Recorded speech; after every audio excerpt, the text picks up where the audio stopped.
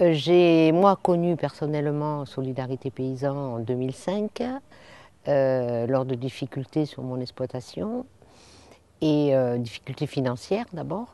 Et à partir de là, je me suis dit, si je m'en sors, si vous m'aidez à m'en sortir, je serai aussi bénévole à l'association. Ce qui a été le cas, puisqu'aujourd'hui je suis toujours agricultrice et je suis toujours paysanne et je suis bénévole depuis 8 ans. Voilà.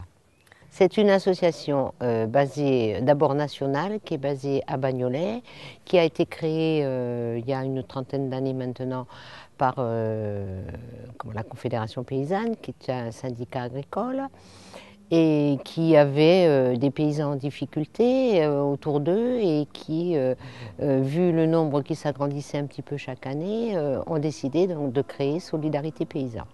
Le principe, c'est que le paysan appelle l'association. Ce n'est pas nous qui appelons le paysan qui est en difficulté. C'est-à-dire qu'ils prennent en main la première partie de notre rencontre. Ça, c'est important pour nous. Le binôme, le salarié, toujours avec un bénévole. Ça, c'est aussi très, très important. Et puis après, quand on est allé voir le conseil général pour avoir des subventions, pour avoir un poste à plein temps sur un salarié, on nous a dit, ben voilà, on va vous subventionner sur 20 dossiers à l'année.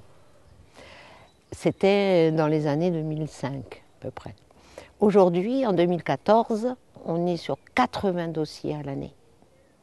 Alors en sachant qu'il y a quand même des dossiers qu'on suit depuis 2 ans ou 3 ans, donc ceux-là c'est un petit peu la routine, parce que c'est un accompagnement au TGI, parce qu'ils sont sur un redressement judiciaire ou des choses comme ça. Mais 80 dossiers, vous vous imaginez quand même. De 20, on est passé à 80 et on n'a toujours qu'un salarié sur le Gard. L'objectif cette année, en 2014, c'est d'avoir un deuxième salarié, parce qu'on n'en peut plus, quoi. Voilà. Les bénévoles, on a un peu de mal à les trouver, mais on les trouve parce qu'au fur et à mesure que les gens s'en sortent, ils ont envie aussi de faire du bénévolat, de nous aider.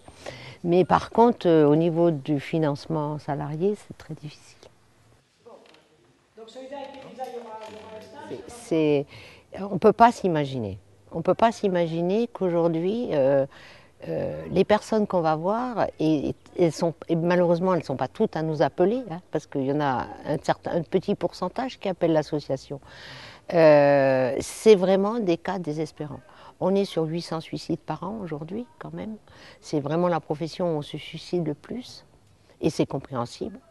Parce que quand on est sur nos terres et qu'on a une fois sur deux des paysans qui ont récupéré des terres familiales et qui se disent « je ne suis pas capable de garder le patrimoine familial », là on se pose des questions.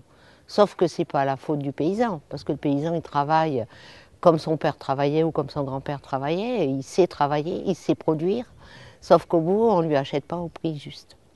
Et du coup il manque des sous à la fin de l'année. Voilà. On a des contacts très proches avec le Conseil général, très proches avec la MSA, qui est l'organisme à qui ils doivent des sous, donc on est très proche avec les assistantes sociales. Et la priorité, quand on va chez le paysan en difficulté, c'est qu'il puisse au moins manger, hein, parce que ce n'est pas toujours le cas, au moins manger, garder son électricité à sa maison et son eau, voilà. Et donc l'objectif c'est de les mettre en relation avec les assistantes sociales de la MSA, entre autres. On a des gens qui sont souvent en grande détresse et qui sont au bord du suicide malheureusement. Et donc à partir de là, personne ne peut les aider, si ce n'est un autre paysan. Quelque part, je ne sais pas si j'arrive à bien faire passer le message, mais c'est aujourd'hui, parce qu'on est aussi paysan, parce que moi je suis maraîcher, que je vais voir un maraîcher qui est en difficulté, là, le maraîcher me parle à moi, parce que je suis maraîchère aussi. Et là, ça change tout. Pour l'avoir vécu, ça change tout.